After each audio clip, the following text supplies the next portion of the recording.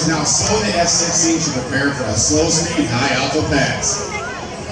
While a Viper can fly at more than twice the speed of sound, slow-speed control is just as important to those who fly it. High alpha refers to the high angle of attack which the aircraft is flying. Rain is holding the Viper at 23 degrees nose-up position and moving at only 120 miles per hour.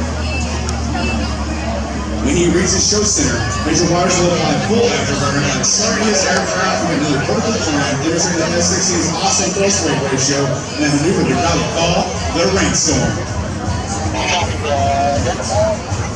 And now I'm going to the cockpit. Thanks for the Viper doing the moving live with F-16 out in front of you. Very good to do.